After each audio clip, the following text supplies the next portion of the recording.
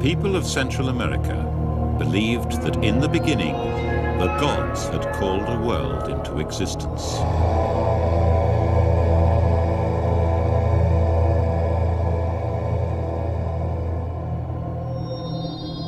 But the gods fought among themselves and destroyed that world.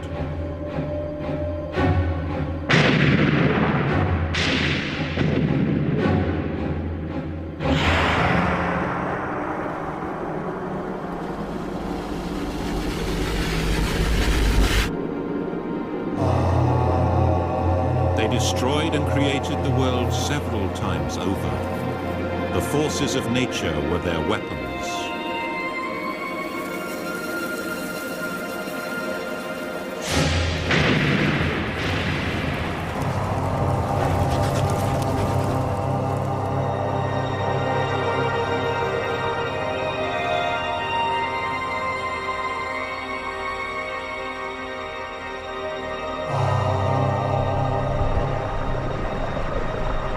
Then the gods came together to fight the great earth monster.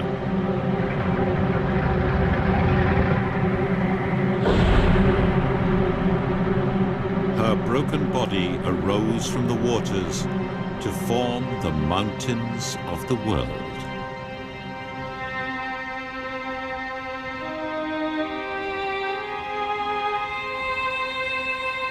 The land the gods had created from the ceaseless battle of fire, water, and wind is one of the richest and most diverse on the planet.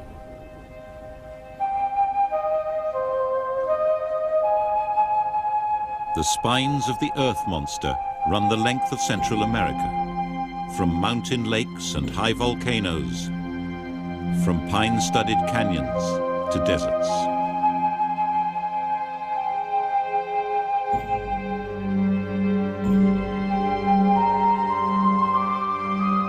In the south, rainforests cloak the steep slopes, and to the east lie the tropical waters of the Caribbean.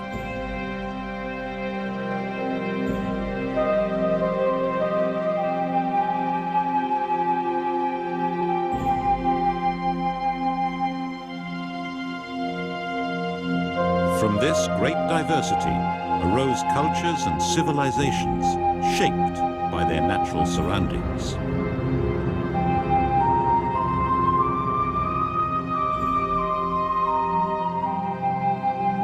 In the Caribbean lived the least known of the cultures, the Taíno. The Maya grew from the tropical forests, and in the harsh northern deserts of Mexico arose the Aztecs. The creation of the region, its wildlife and its civilizations, is the story of spirits of the Jaguar.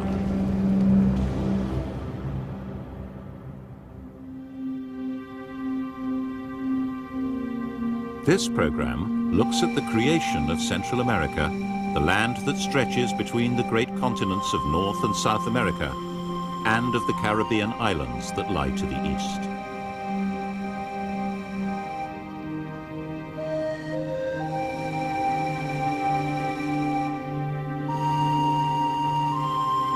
At the eastern boundary of this new world are the small tropical paradise islands that divide the Caribbean from the Atlantic.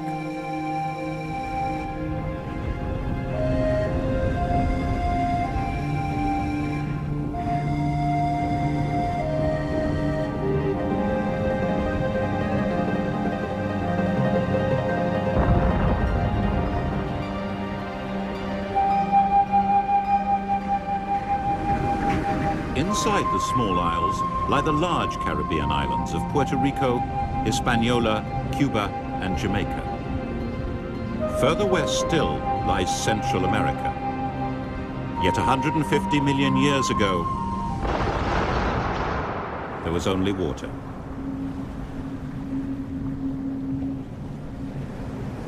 The islands of the Caribbean were forged by undersea volcanoes far to the west, over 1,000 kilometers out in the Pacific Ocean.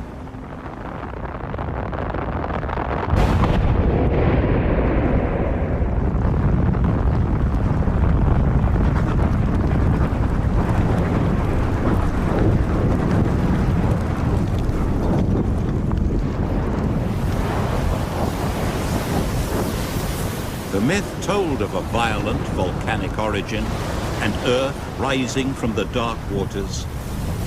And indeed, over the millennia, islands emerged from the battle of sea and fiery land. And these raw rocky isles grew larger and more numerous.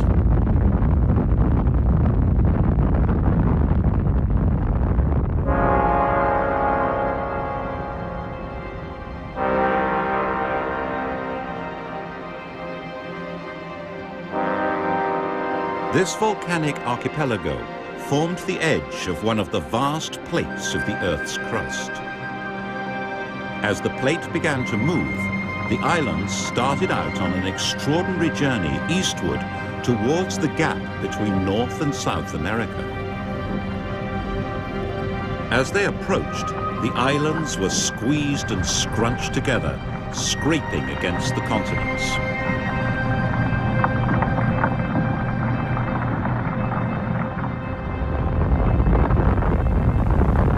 Whilst the islands were docked, there was the opportunity for the first passengers to come aboard.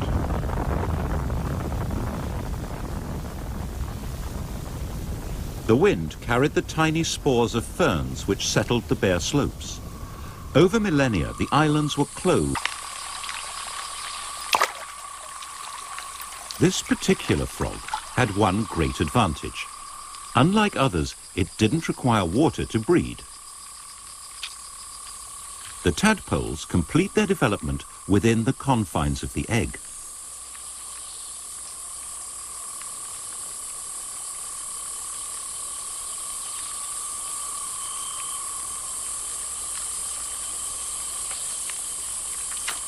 The miniature colonists emerge, ready to spread out into the dark forests.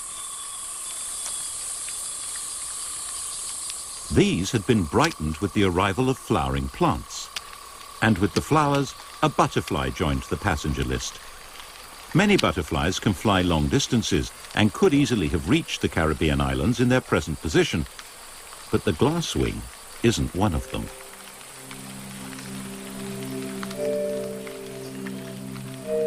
It's a puny flyer, able to flutter no more than a few meters through the still air of the deep forest.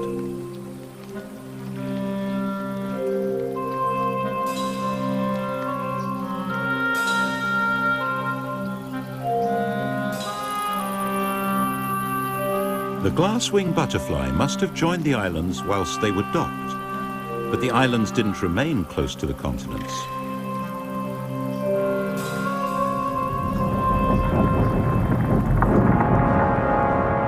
"60 million years ago, they set sail with their passengers away from North America, cruising to the northeast. Now they were truly Caribbean islands. As the islands traveled, their passengers evolved into unique island forms.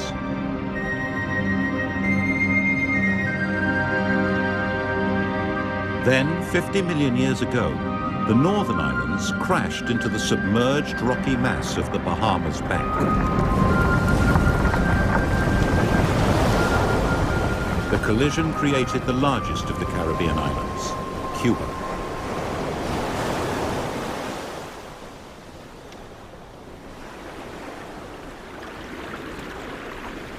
Animals now had to make their own way out to the islands.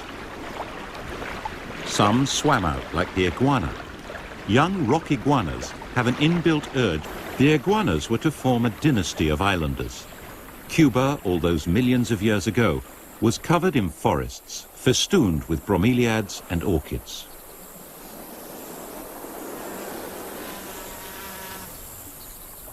This tiny bird, the toady, was already on Cuba, for it had stowed away whilst the islands were sailing out from North America. The toady is no marathon flyer. Its short, stubby wings are designed for brief flights in pursuit of the numerous insects of the island.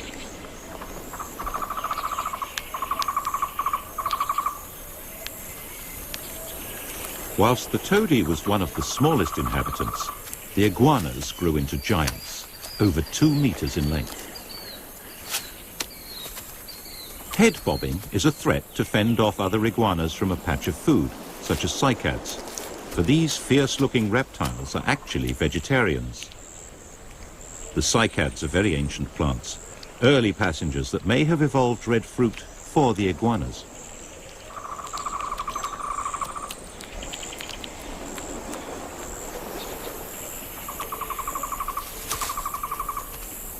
Rock iguanas are fiercely territorial. The males guard food and females against any challengers.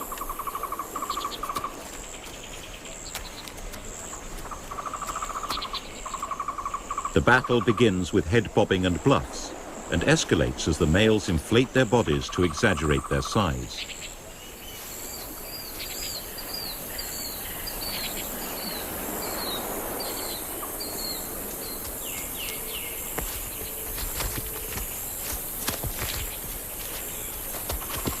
If the displays fail, then real warfare breaks out.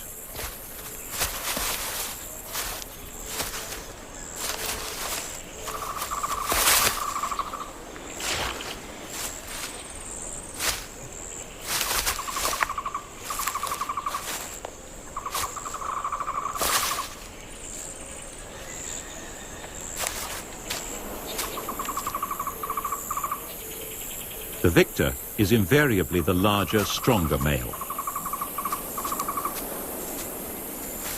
The loser has little chance of breeding. The line of unique island iguanas will be fathered by the dominant male. The toadies too defend a territory, the center of which is their nest.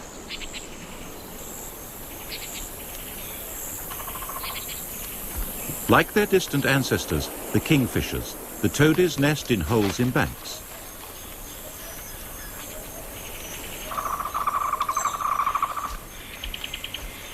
These diminutive birds have evolved over tens of millions of years into true Caribbean islanders, found nowhere else on Earth. The evidence about which creatures lived on the islands so long ago comes from the sap of a tree.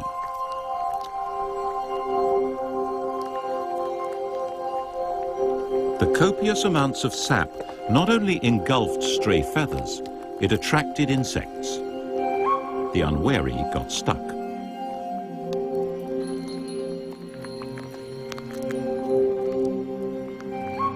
The struggling insects attracted predators, like the frog.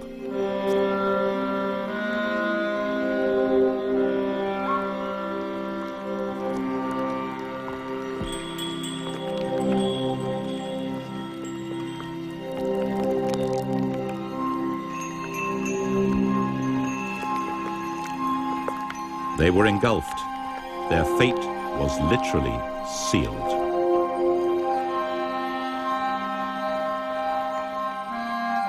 They were frozen for eternity, preserved in amber, the fossilized sap. They form a record of island life 45 million years ago.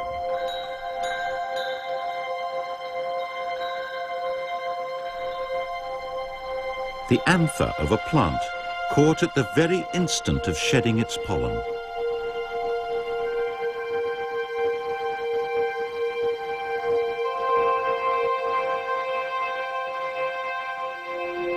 All these creatures had their own individual history of arrival. Lizards were carried into the Caribbean by currents of the sea. Other prisoners of amber, such as insects, had been conveyed to the islands by the currents of the air.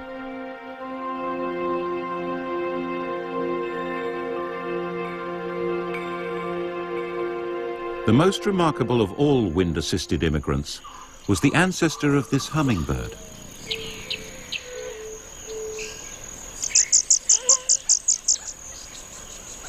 The bee hummingbird of Cuba is the smallest bird in the world.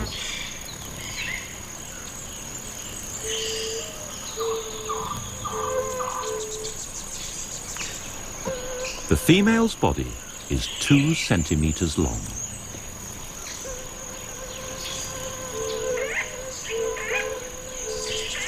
Whilst on the wing, her heart beats over 1,000 times per minute.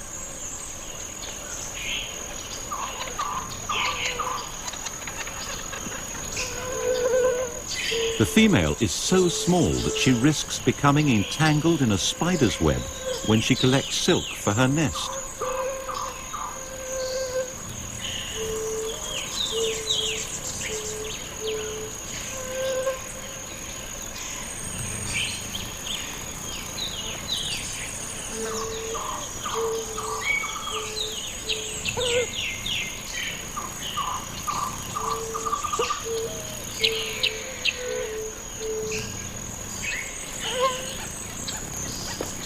Only the female builds the nest. The male's role is to guard against intruders into the territory.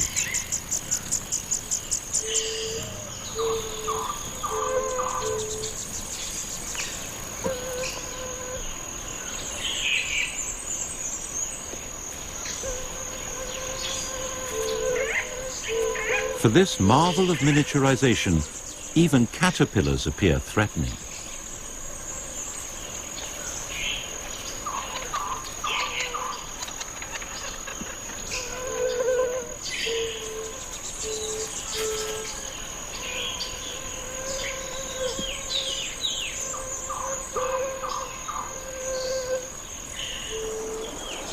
Cuba was the source for much of the wildlife of the other Caribbean islands.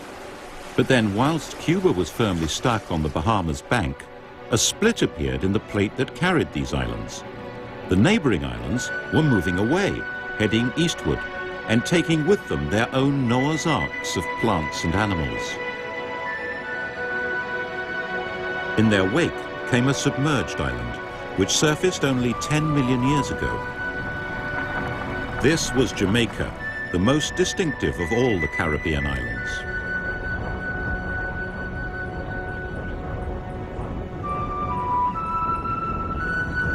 Millions of years underwater meant Jamaica emerged as virgin soil for new arrivals that would have been crushed by competition on the older islands.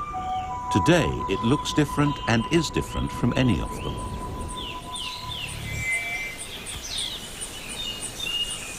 The Jamaican streamer tail is one of the most dazzling members of a radiant family.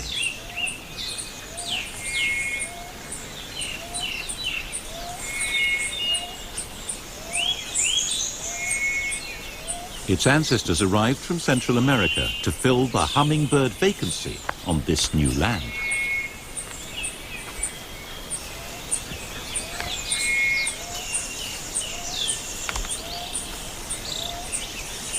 It uses that long tongue to sip nectar from the many flowers of Jamaica, like the turnera.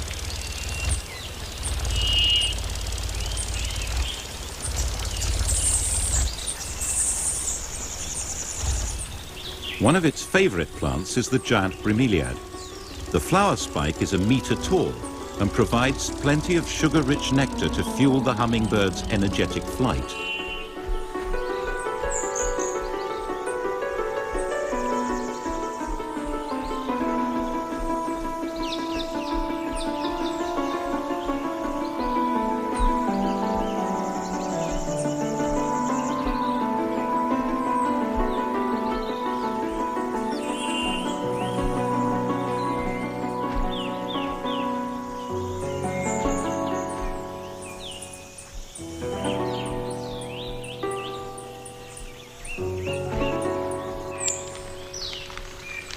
The cool, damp mountain forests of Jamaica are ideal for the growth of bromeliads.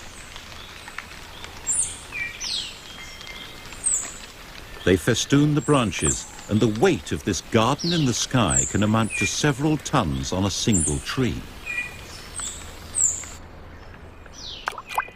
Having no roots in the ground, bromeliads gather their water from the sky. The leaves are smooth and shaped like gutters.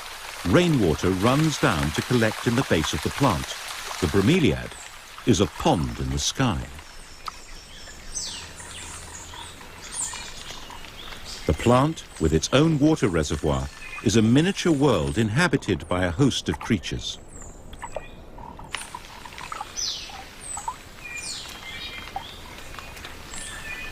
There are even plankton swimming in this pint-sized ocean. These strange creatures are the young of a crab that has come to depend on the bromeliad. The female circulates the water, increasing the oxygen for her babies. They will grow up in the bromeliad, guarded by their mother.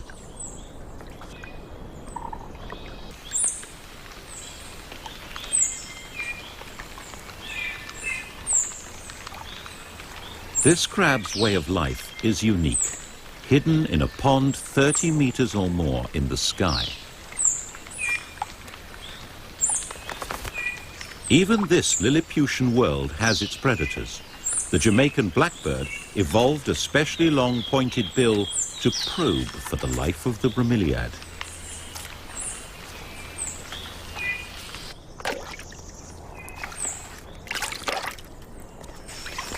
The blackbird even uses the pond to bathe in.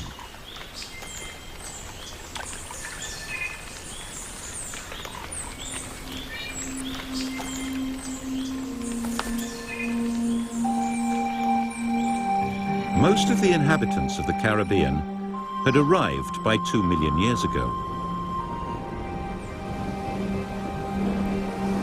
It was about that time that a global change, the Ice Age, had a dramatic effect on the Caribbean. The sea level gradually fell, and in place of shallow coral seas, sandbars and then islands appeared.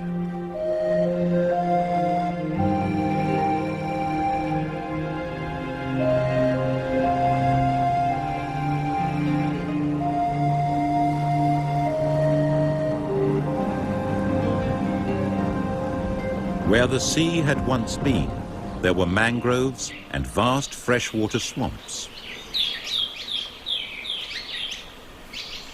This new landscape offered an opportunity to one of the most recent and aggressive immigrants: the Caribbean crocodile. And to one of the few mammals that had made it out to the islands, the hutia. The hutia likes to feed in the small trees that are scattered through the swamps. The crocodile likes to feed on the hutia.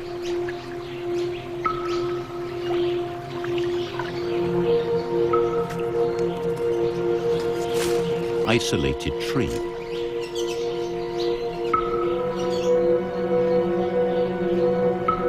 The crocodiles gather below the hapless hutia.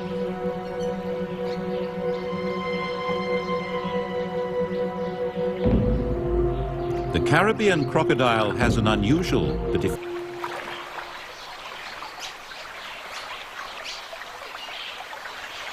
The mobile islands of the Caribbean are rafts, still carrying their passengers eastwards.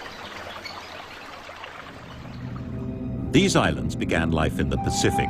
They came through an open door. There was no connection between North and South America. But 15 million years ago, beyond the watery gap, out in the Pacific, a new set of volcanic islands appeared on the horizon.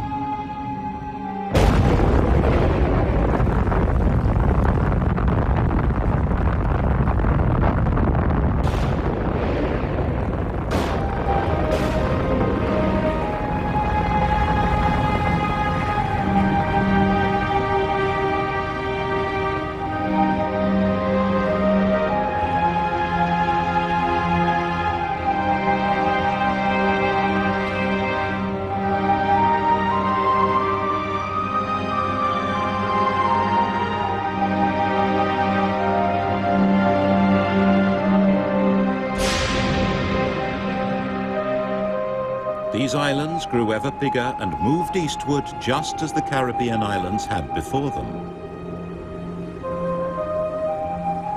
These new drifting islands were destined to become Central America, the land bridge that would connect the two continents. While they were still out in the Pacific Ocean, the islands were the location for a remarkable spectacle.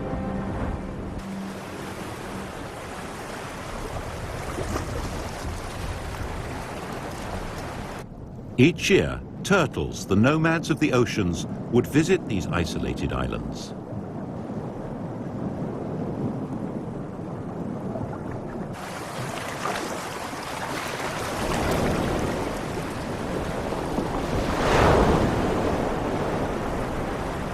males mated.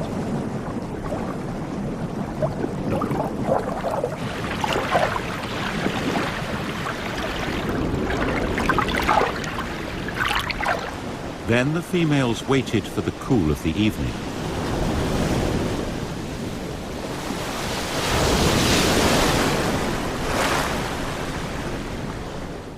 The beaches were empty. There were no land predators on these newborn islands. This was an ideal place for the turtles to lay their eggs.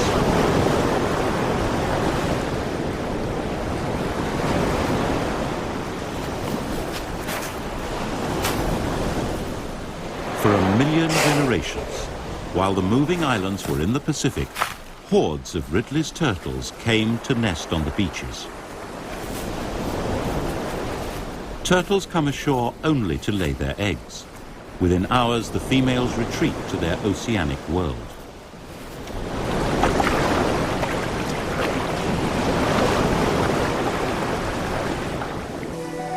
The islands the turtles nested on were not stationary. They continued their slow progress eastward. Finally, 2 to 3 million years ago, they closed the gap between North and South America. Central America was born.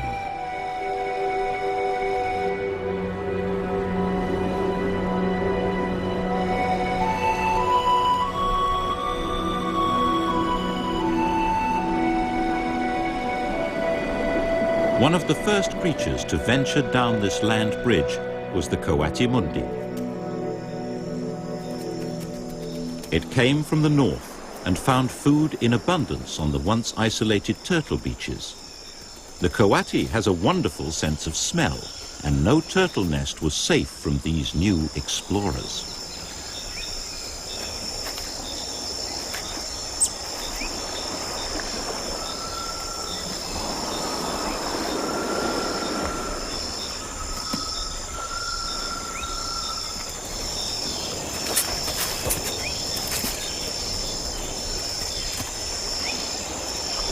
The Ridley turtle's world had changed forever.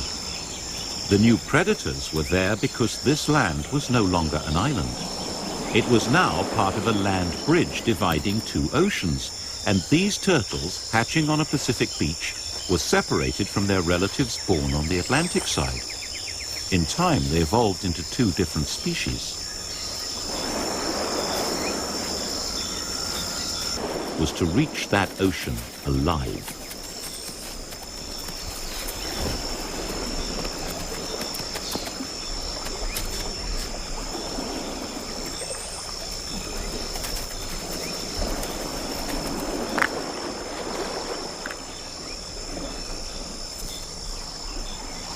The killing jaws and sharp beaks were many, but the army of baby turtles overwhelmed the predator's hunger. Thousands made the cruel journey down the beach. Some succeeded.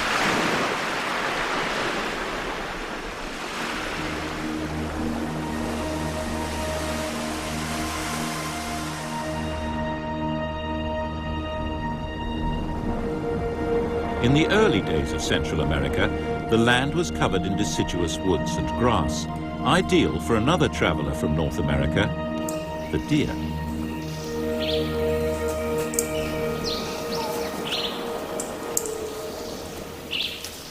From the south came monkeys. The trees were their highway.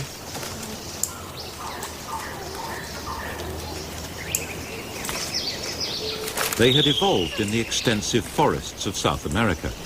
As the trees colonized the land bridge, so did the monkeys.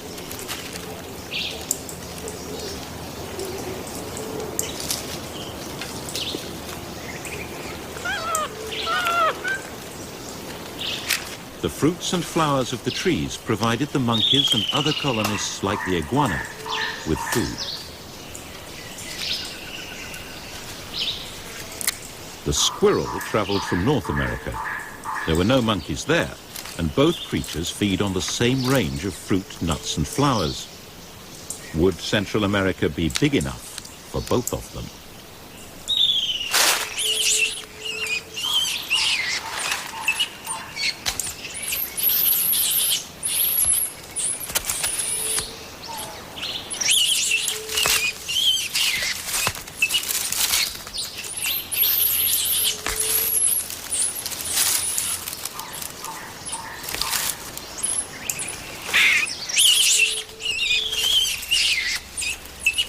This is not simply a fight over fruit or flowers. Monkeys also have a taste for meat.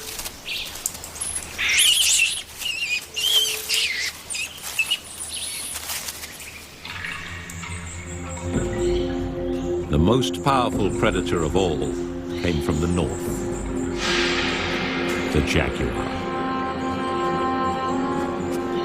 It was to travel down the Central American corridor as South American creatures moved north. For the first time, jaguars and anteaters crossed paths. The anteater was to move as far north as Mexico.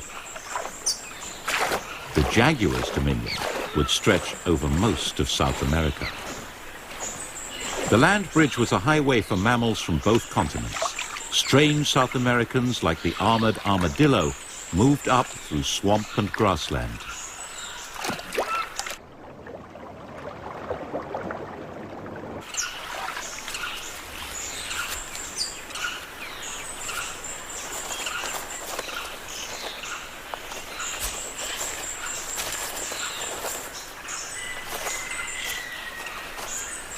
The grassland was home to the armadillo's food, and its sandy soils proved easy digging.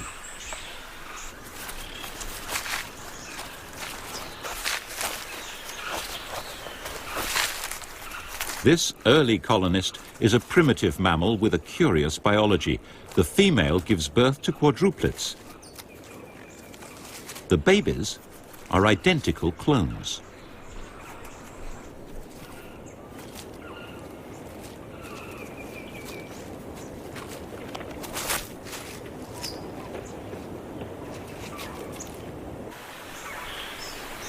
The ancient armadillo from the south and one of the advanced mammals of North America met on the grasslands of the land bridge. The skunk is a relative of the weasel, but it's best known for its odoriferous defense.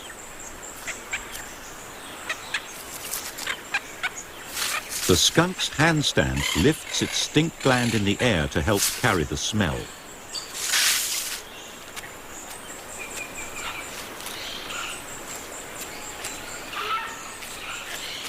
The land colonized by these mammals was dry grassland, but as the Ice Age ended further north, the climate here became hot and rainy.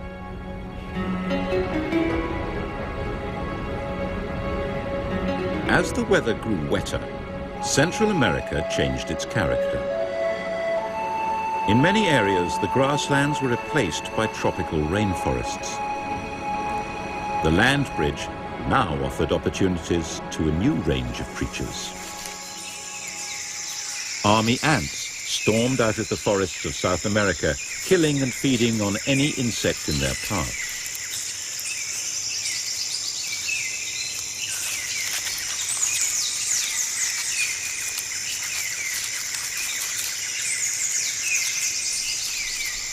Leafcutter ants trimmed the trees to feed their colonies.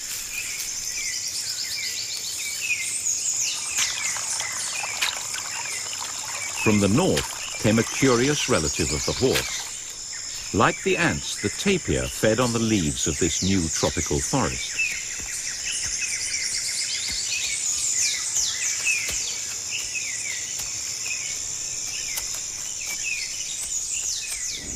The linking of two isolated continents and the variety of landscapes has made this realm of the jaguar one of the richest on Earth.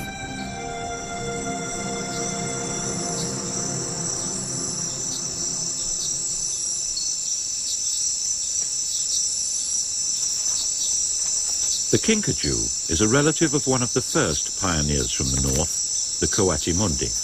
But this creature could not live on the original grasslands. It spends its whole life in trees.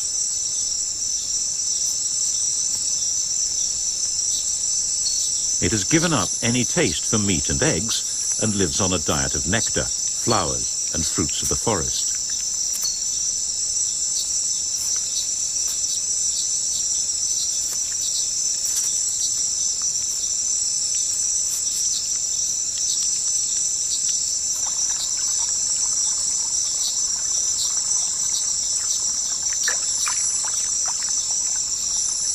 The jaguar and kinkajou, northern immigrants, share the nighttime forest with creatures from South America, including the yapok.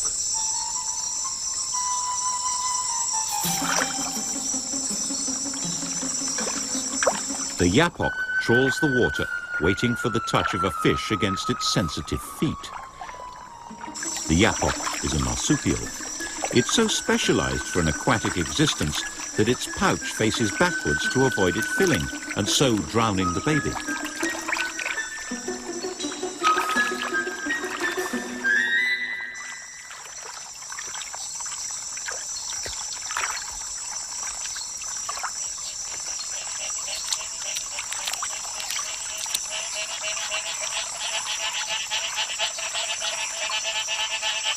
Central America became a testing ground where species that evolved separately in North and South America were put in direct competition with each other.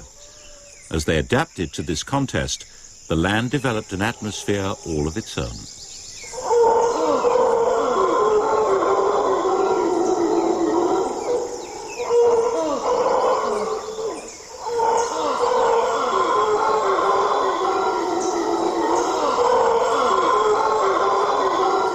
Mantled howlers and tamanduas, arboreal descendants of the giant anteater, feast in the canopy.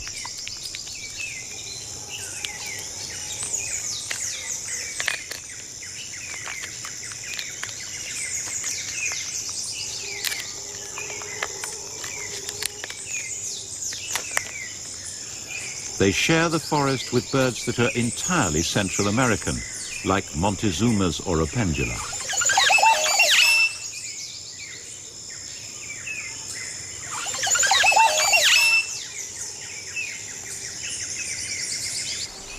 In the forests that cloak the high mountain slopes lives one of the most beautiful birds in the world. The ancestors of the resplendent quetzal came from South America, but quetzals are confined to the cloud forests of Central America. Female quetzals aren't impressed by superficial appearances. However fabulous his feathers, the male still has to show how good he is by digging trial nests. Quetzal females have a determined, practical streak. She will critically check the nest sites of several males.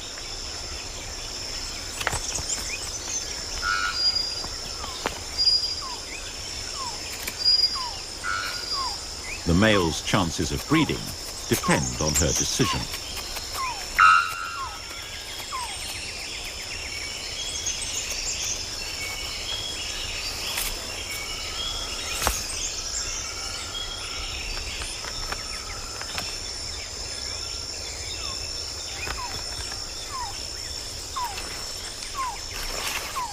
Dissatisfied with his show house, the female leaves to check out another male.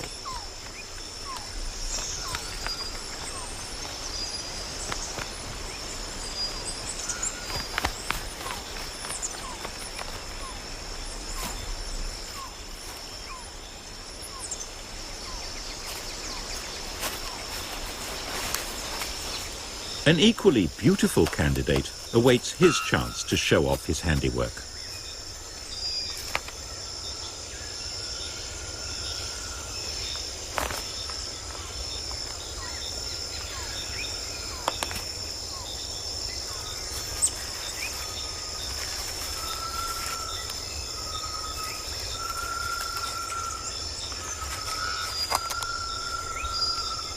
Scientists and male quetzals do not know exactly what sways the female's final decision.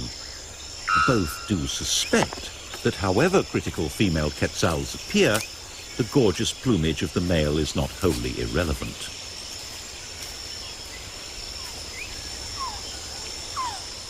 The feathers of the quetzal had a powerful impact on the last species to enter this new world.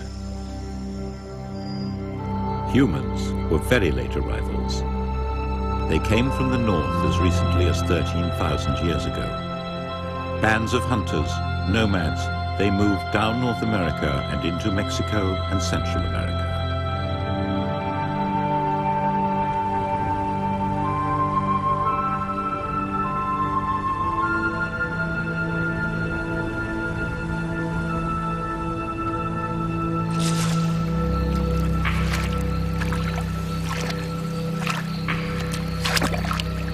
They were hunters, following the largest mammals that existed then, like the imperial mammoth that fed on the lush vegetation of lake margins.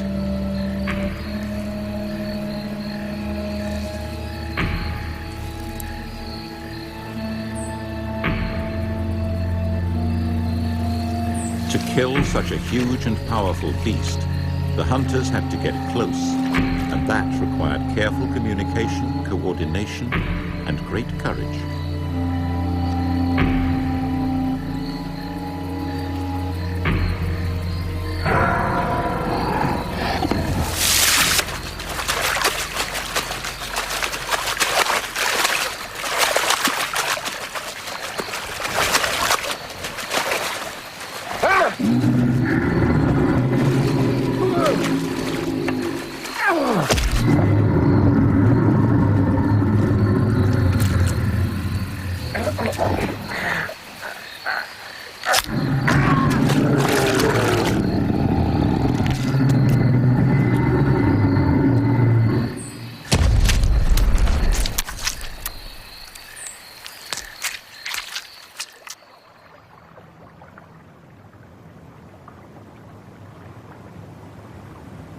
About 7,000 years ago, changing climate and overhunting led to the mammoth's extinction.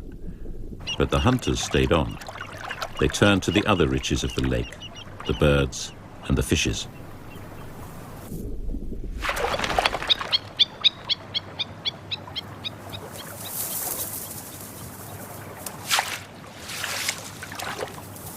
And then, some 5,000 years ago, human beings began reshaping the land. They invented farming. They began to plant crops, fertilized with the fish from the lakes. This plant would revolutionize America.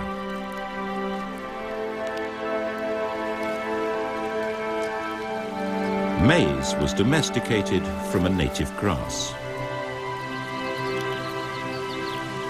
With the advent of agriculture, people began to settle in permanent communities, which began to grow larger and more complex.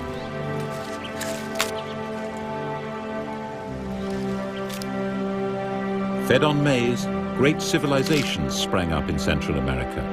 Their character was to be shaped by the land they grew from and the plants and animals that surrounded them.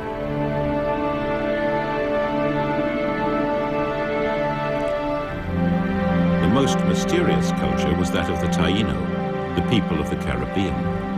The Taíno way of life was based on the wealth of the tropical sea.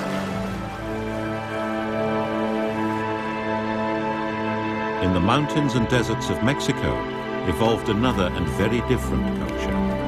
The Aztecs were a warrior race who built a great empire, yet they lived in fear that the sun would not rise unless they spilled human blood. In the tropical forests lived the most elaborate civilization of the Americas, the Maya.